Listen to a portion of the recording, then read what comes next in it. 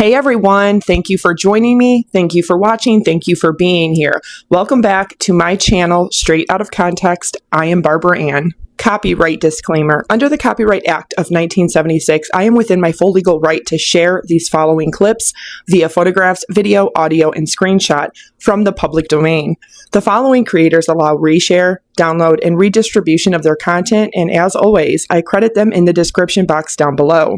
Fair use, public domain, TikTok, and TikTok Live third-party license allows fair use for the purposes of reaction, commentary, news reporting, entertainment, parody, teaching, research, criticism, scholarship, and comedy. I am within my basic human right, my civil constitutional rights to share under the First Amendment to the Constitution my thoughts, feelings, critiques, and criticisms, opinions, and expressions. The First Amendment to the U.S. Constitution guarantees my freedom of religion, free speech, free assembly, freedom of the press, and the right to petition the government and air my grievances.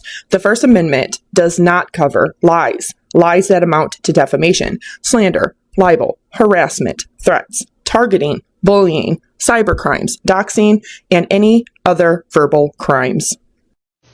Taylor Swift is being declared a hostile witness, and this is super significant, and I don't understand why other people aren't talking about this, because this one corroborates that she's been friends with Blake this entire time, despite the optic distance she's been trying to create. But when she gets questioned, she is only going to be asked yes or no questions. She's not going to be allowed to elaborate and expand on. So one, strategically, this makes sense from Baldoni's camp, but two, it fully means, because you only get declared a hostile witness when you don't cooperate, right? A witness is supposed to be a neutral party. If you're hostile, that means you're on one team or the other. So this frees up Friedman to lay some legal traps for her, and it's not good. It basically limits her ability to go, well, there was this mitigating circumstance, or I was here for just this, or I wasn't here for this. And it's like, were you at her apartment? Did you say this? Did you witness this? And that's a way more difficult trial to be sitting under than the open-ended questions. So this is very significant. As I'm reading these text messages between these two, this over here, this girl got me effed up. I am seething and I'm livid. So if you haven't had the chance to go through the text messages of these two for the It Ends at Us unsealed documents, there's a lot in there. But mostly what I think is very ironic, right, is that she, who is not the director, who was not the writer of It Ends With Us, basically bullied, harassed Justin off of the film, right, that he had acquired the rights to 5 years ago, who he wrote to Colleen Hoover about, right, like 5 years prior. He has been after this film for such a long time because it really resonated with him. She gets signed on. She decides that Justin's a clown, and she says it. Taylor calls him a bitch. And basically, because he is a nobody, she takes over the film. And I just think it's very interesting how, wasn't she the one that was upset that people were trying to take over her work, over her rights? I think the hypocrisy of that she is supporting Blake. Blake took over all of Justin's work, rewrote it for him, because she had more power. And yet, isn't it interesting that that was her thing, right? She didn't appreciate when someone took away her power, took away all of the stuff that she had worked so hard for. But here you are supporting her. And I before was like, you know what? Let me give her the benefit of the doubt. Let me give Taylor Swift the benefit of the doubt. I can't trust you because after reading those text messages, you look like a mean girl. You look like you're at the top level, rich, powerful, and you're taking advantage of a producer, of a writer that has been in the industry, but he's not well known. And you participated in that mean girl behavior. And that's why I can't give you the benefit of the doubt, because I don't trust you. I think that this was just two people, powerful people, just trying to get their way in life because they can, because they're powerful, because they're Taylor Swift, because they're A-list celebrities. At the end of the day, you could tell that she's a narcissistic fool of herself and you were her best friend. I don't know. I think it comes down to birds of a feather will flock together. I don't know. It makes me look at you sideways that you have been friends with her for this long. And she is just so self-centered. I feel so bad for Justin.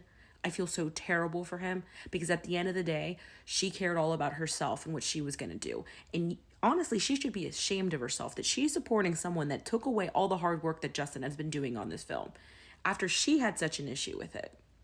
The hypocrisy is real. Do you think people would be surprised that you listen to Taylor Swift? I think I've said it. I think people would be surprised.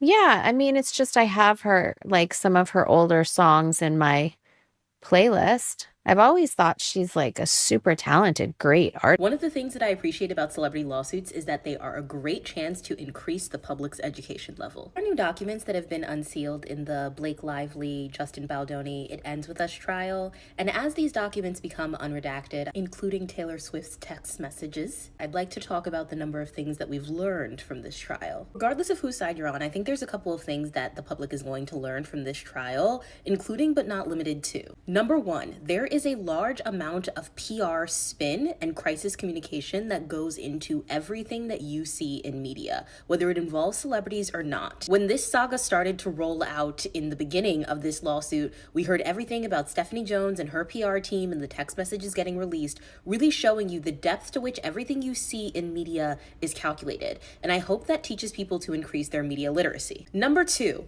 with Taylor Swift having her actual text messages with Blake Lively be released, I hope people understand the importance of information and the methods you choose to share it. Because while everybody understands a digital footprint and that nothing that you put out online goes away, people don't understand the concept that anything you put in writing can be subpoenaed. I really appreciate that the first place that I ever worked gave us a lesson and they said, if you do not want what you do to end up on the cover of the Wall Street Journal, do not write it, do not do it. And I think that's a lesson that everybody should learn. It also is a lesson in how closely you should advise your friends when it comes to their professional matters. Because as much as Taylor Swift would like people to think that she wasn't involved, the text messages show a very different story. There's a fine line between maybe giving your friends some guidance on how they should write an email and really stepping in to use your power and undue influence to change a circumstance and an outcome for them in a professional workplace. Number three, as people start to revisit the concept of the fact that Blake Lively brought a Title VII claim, which is between an employer and an employee, we're gonna learn a lot about contract law and employment law. Namely, that if it is proven that she is actually an independent contractor, which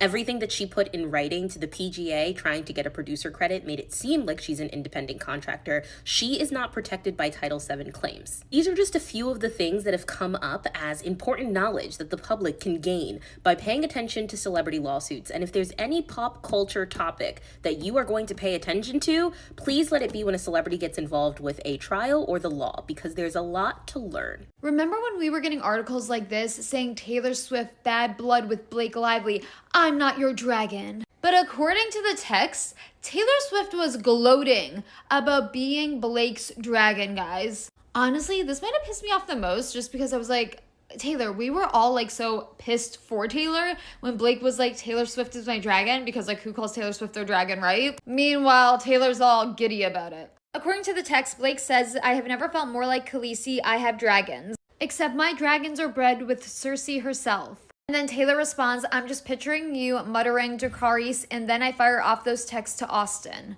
But meanwhile, in these articles, it's talking about how Taylor Swift feels used. So mind you guys, these articles that were definitely planted by Taylor Swift's team is what Taylor wanted the public to think. They also said, a well-connected source close to Taylor tells TMZ, Taylor came to Blake's apartment at the time that Blake told her to, not knowing anyone else would be there. In other words, Taylor had no idea there was a meeting going on with Justin. But according to Blake's deposition, she literally texted Taylor her script and was like, hey, can you come here and back me up? Basically. Blake even told Taylor, you don't even need to read the script. I just need you to back me up in front of Justin. And these articles that were trying to also tell us Justin was about to leave after the 2-hour meeting as Taylor walked in. So Taylor just came in afterwards. She had no idea that Justin was there. And that was when she was introduced to him for the first time and only time. We're told all Taylor said to Justin was how excited she was to see the movie because he was her friend's boss. Wow, reading these articles now is actually laughable while reading the text messages. April 2024 was when the meeting at Blake's apartment took place. And these texts are from the end of April 2024, where Taylor says about Justin Baldoni, his misogyny runs so deep, he thinks women are incapable of winning chess matches or making long game power play. But then this article is saying that Taylor just told Justin she was so excited to see the movie. More text messages between Taylor Swift and Blake Lively are coming out, and it looks like right before the New York Times article came out, Taylor was pulling away from Blake Lively. Before I read those text messages, I also want to point out that this article came out saying that Justin Baldoni's team will be calling Taylor Swift to the stand as a hostile witness since she had more involvement in this situation. The New York Times article came out December 21st, and these text messages between Taylor and Blake happened on December 4th and 5th. Blake Lively reaches out to Taylor Swift around 8:14 p.m. on December 4th, and she says, "Hey, just checking in. I have no reason to ask, but I don't know. I've been feeling like I should. Is everything okay? Felt like a bad friend lately because I was such a sad sack who only talked about my own ish for months. You were generous to not only be the key person there for me during all of it, but also to let me off the hook for being so in it. I still have a feeling something may not be right. I told Ryan, he said to just ask you, but I felt so stupid and like it sounded needy and awkward for everyone, especially because I can't explain why I have this feeling. And you know, I have toxic masculinity, so I can't be needy, but also I do want to know everything is good, so I'm asking. I always want the opportunity to be a better friend if there's something I unintentionally did. I know how busy and taxed you are, physically, emotionally, practically, so I don't expect any more from you ever. Just want to make sure all is good." An hour and a half later, Taylor responds to her, "Sorry, I'm out of breath. Again, I am sick." But she says to her, "No, you're not wrong, but it's also not a big deal. I think I'm just exhausted in every avenue of my life, and in recent months had been feeling a little bit of a shift in the way you talk to me. Yes, there has been a lot of the Justin stuff, but I've been through things like this before, and I know how all-consuming it is. It's more like, and I feel really bad saying any of this because your texts have been so nice in their intent, but your last few, it's felt like I was reading a mass corporate email sent to 200 employees. Said the word we like 18 times, and it feels awful to be in any way critical of any way you process what you've been going through, but I just kind of miss my funny, dark, normal speaking friend who talks to me as herself, not like a plural unit. And it's a group I'm hearing from. I feel distanced from you even more than we are geographically. I know you feel attacked from all sides for ridiculous reasons, so you're feeling like you have to overly explain things to be overly nice or whatever, but it's me. That's just caused a little distance." 4 hours later, around 1:58 a.m., Blake Lively responds, "Dear valued customer, thank you for your feedback. We at headquarters are reviewing your concerns and will get back to you in a timely manner." Real though, you're right. I literally deleted the awful thing I was gonna end that bit with because I've become digitally paranoid. Irony here is she says, "I don't know if you experienced that with phone calls after what happened to you, but after the thousands of text messages that weren't meant for me that I've been reading, I've internalized that everything digital may be public. I say that knowing it's irrational. My brain can't accept rational here. So yeah, I've been texting like I'm writing, not like I'm talking. I didn't realize that until you pointed it out, but I see it. On top of that, I'm over packaging simple things because I felt so deeply misunderstood that I don't trust my judgment of myself anymore." Sounds over the top, but it's true. This effing guy and what he did to me gave me an identity crisis legitimately. The thing that spooked me most in all this wasn't the bad guys being bad guys. It was the good guys, my lifelong friends, allies to women who quietly dipped. And so I'm probably being over the top with my friends who stayed because I've never felt more alone. The track is very violin heavy. I hate it. I'm being a stupid paranoid weirdo and felt it, but didn't know where or how or when. So thank you for telling me and for saying I don't need to apologize and for not making it a big deal, but I am sorry to you and I'm sorry to me and to our kids. F that guy and F his whole gaggle of super villains. Got enough on you. You don't need to write back to all of this. Just letting you know I see it now and thank you. I'm excited for you to be done with suitcases, constant sinus infections, and torn up kneecaps. So close. Your submission will be processed shortly. Thank you again for your patronage, Blake Inc. Taylor responds and says, "First paragraph took me out. Blake says, if only I sent you the unplugged version. I sent you a voice memo, but it doesn't show on your thread, which is really helping my case of not trusting phones. Did it go through? Taylor responds saying, yes, I'm just falling asleep, but we'll listen tomorrow. Love you. Blake Lively says, it's the length of a mini-series, which we know to be true. And she says, sleep, love you. Later in the afternoon, Taylor Swift sent Blake Lively an article of Justin Baldoni where it says,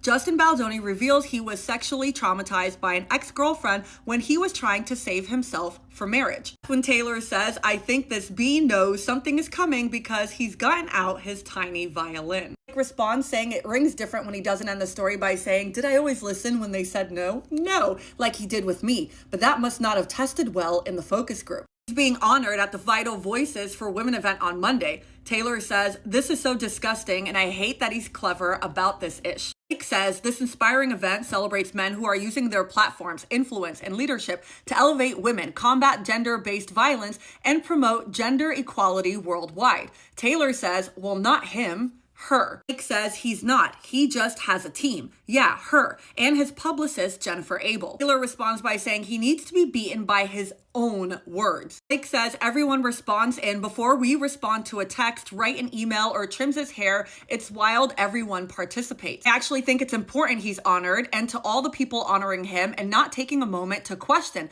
No one talks to him. No one will say his name. No one follows him, yet they are all close with each other. Maybe it was him. Nah, it was the women because they wore flowers. That's how you know. Taylor says, Jesus Christ, is everything still on track? And Blake says, oh yes, a week later though, but worth the wait. And Taylor says, okay, that's perfect. His own words, that's gonna be powerful. Blake says, that's what's wild about the entire thing. Everything is in their own words. Taylor says, it's the only way to beat liars and hypocrites. Blake responds saying, can you imagine feeling as confident as these predators that you're going to always get away with it? Him accepting an award as an ally for women, and Scooter going about the world with his head held high as he co-owns and funds a crisis PR company that silences women. Taylor says, it's like a horror film no one knows is taking place.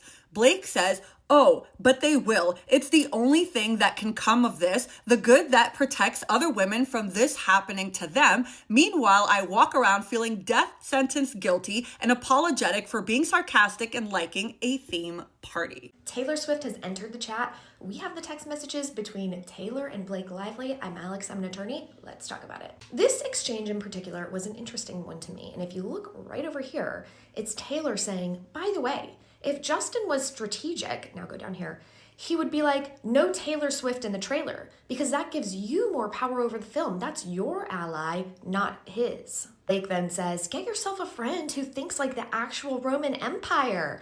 And Taylor says, his misogyny runs so deep, he thinks women are incapable of winning chess matches or making long game power plays. And then Blake responds, you are so right and so wickedly smart to call it. He should have run from your music. I never thought about that, but holy shit, how stupid. This was his only shot at having the appearance of an upper hand. Why is this relevant?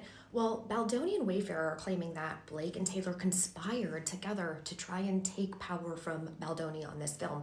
And these text messages go to show that there was discussion between Blake and Taylor about what they can use to get more leverage and more power over Justin. There's a lot more where this came from, so stay tuned for the next part. Blake Lively is a effing terrorist. Those are the words of a Sony executive. I'm Alex, I'm an attorney. Let's talk about it. In her deposition, Sony exec Ange Giannetti admitted that she called Blake a effing terrorist when she was talking to Jamie Heath. And she testified that it was in response to finding out that Blake had threatened not to return back to set if the 17-point list wasn't agreed on by Wayfarer and Baldoni. Sony had invested roughly $28 million, and they were facing the real possibility that if Blake didn't return to set, they weren't going to have a movie. Needless to say, that's a bit of a stressful situation. The text messages have been released. If you guys forgot, because I almost did, Blake Lively and Justin Baldoni were in a movie called It Ends With Us, and there was a whole lawsuit about sexual harassment and whose movie really was it, and they used her script when he's the director and all this crazy stuff, and Taylor Swift was in the middle of it, right? Well, they got the text messages between Taylor Swift and Blake Lively. Taylor Swift's people went on record to say Taylor Swift had nothing to do with the creative direction of the movie. These text messages say otherwise. So let's go through some of them, shall we?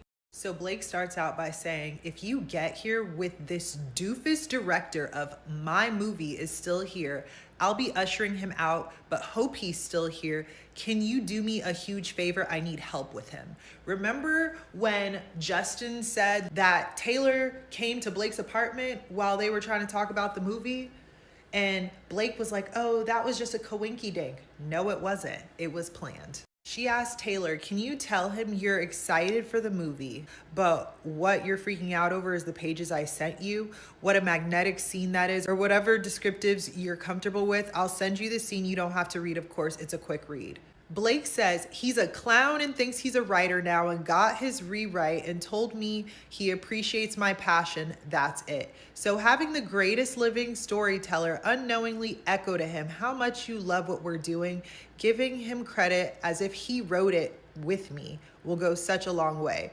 Then Blake also says, you dug a movie out of a grave once already for me. What movie was that? It seems like she uses Taylor to get everything she wants. Blake then sent her the scene and Blake said, I love you, thank you. Text me when you're on your way. I'll have Molly meet you and security in the garage. And then she said, headed your way, I'm on your street. And remember when Justin got dropped by WME and everybody was turning on him and siding with Blake? Taylor texted her saying, you won, you did it. It seems like a group chat. Somebody else said, it's turning. Taylor sends the link of Justin getting dropped by his agency. Taylor then says, and you effing helped so many people who won't have to go through this ever again. She then said, never has a cancellation been reversed so fast. You guys don't understand how rare that is. To have proof and to take the perfect steps to bring the truth into the light. In another conversation, Taylor Swift says, I think this B knows something is coming because he's gotten out his tiny violin. And this B she's referring to is Justin Baldoni. I'm sure more is going to get revealed as time goes on, but these two are diabolical in the fact that they knew these text messages were probably going to come out and they're still denying. But hey, Taylor said she likes her friends canceled, but I don't think she thought she would join the club. Keep making content. Let me know what you think down in the comment section. I hope you all have a fantastic week and weekend. And if you liked my video, don't forget to subscribe, like, turn on notifications, and share.